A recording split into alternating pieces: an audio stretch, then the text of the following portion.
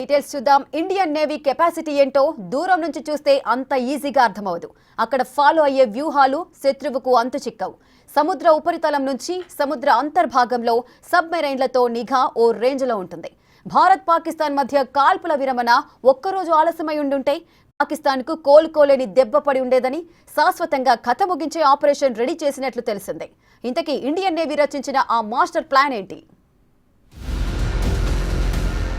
Operation సింధూర్లో Indian navy సత్తా చాటింది. ప్రధానంగా air force, missiles, drone attacks తోనే యుద్ధం జరిగిన భారత నేవీ ఉత్తర అరేబియా సముద్రంలో తన బలగాన్ని దింపింది. పాకిస్తాన్ కు ఆకాశంలో, సముద్ర మార్గంలో ఎక్కడా ఊపిరి పీల్చుకోనివ్వకుండా చేసింది. అయితే ఇప్పుడు మన నేవీ గురించి ఇంట్రెస్టింగ్ మ్యాటర్ ఒకటి బయటకొచ్చింది.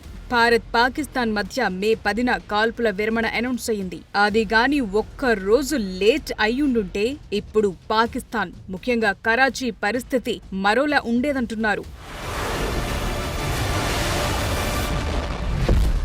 ఎందుకంటే పాకిస్తాన్ను అన్ని విధాలా కట్టడి చేయాలంటే త్రివిధ దళాలు రంగంలోకి దిగాల్సిందే. అందులో నేవీ దెబ్బ మామూలుగా ఉండదు. ఆపరేషన్ సింధూర్లో త్రివిధ దళాలకు కేంద్ర ప్రభుత్వం పూర్తి స్వేచ్ఛనిచ్చింది. దీంతో మన నేవీ పాక్ ను దెబ్బతీసేందుకు భారీ యాక్షన్ ప్లాన్ రెడీ చేసి పెట్టుకుంది. అందులో భాగంగా నేవీ తన carrier battle group INS Vikrant తో సహా Visakhapatnam class destroyers, Talwar class frigates, సబ్మెరైన్లు, నేవల్ ఏవియేషన్ అసెట్స్ ను ఉత్తర అరేబియా సముద్రంలో మోహరించింది. నేవీ చేసిన డ్రిల్స్ తోని పాకిస్తాన్ వణికిపోయింది.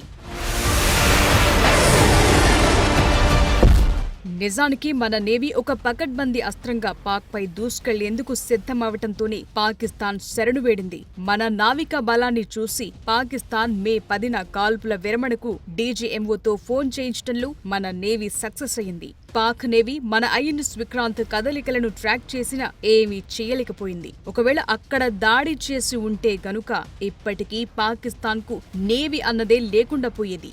ఇది నిజం. భారత నేవీ P-8I నెప్ట్యూన్ జెట్స్ ను రంగంలోకి దింపింది. అటు కరాచీ వైపు జలమార్గాలను ట్రాక్ చేయడానికి సబ్మెరైన్ ను దింపింది. INS Vikrant, INS Vikramaditya air క్యారియర్ల నుంచి ఫైటర్ జెట్స్ తో హల్చల్ చేసింది.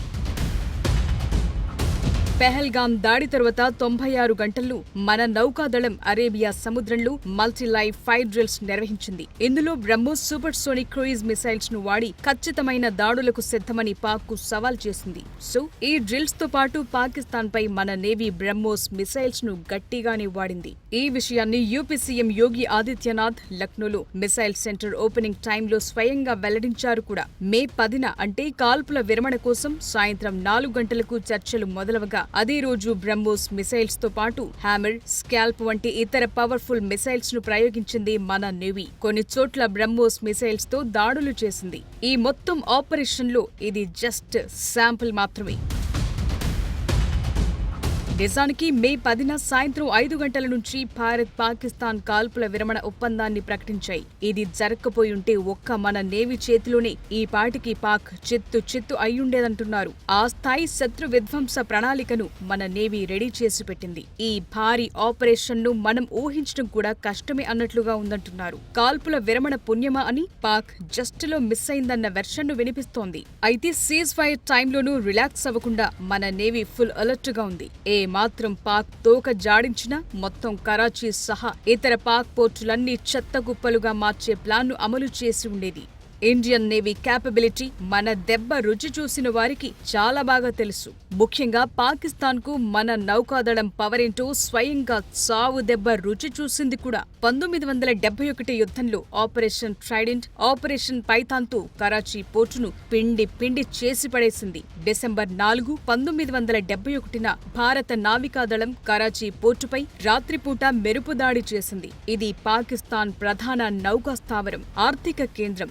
ఐఎన్ఎస్ నిపత్, ఐఎన్ఎస్ నిర్ఘాట్, ఐఎన్ఎస్ వీర్ అనే 3 సర్ఫేస్ టు సర్ఫేస్ మిసైల్స్ ను ఉపయోగించి కరాచీ పోర్టును నామరూపాలు లేకుండా చేశాయి. అంతేకాదు పాక్ యుద్ధ నౌకలను అరేబియా సముద్రంలో మళ్లీ తేలకుండా ముంచేశాయి. కరాచీలోని ఆయిల్ స్టోరేజ్ ఫెసిలిటీని ధ్వంసం చేసింది మన నేవీ. అందుకే ఈ విజయోత్సవానికి చిహ్నంగా డిసెంబర్ 4న నేవీ డేగా జరుపుకుంటారు. అది మన నేవీ సత్తా. లేటెస్ట్ గా ఆపరేషన్ సింధూర్లో మన నేవీ ప్లాన్ వర్కౌట్ అయ్యుంటే పాకిస్తాన్ పోర్టులన్నీ పిండి పిండిగా మారి ఉండేవంటున్నారు.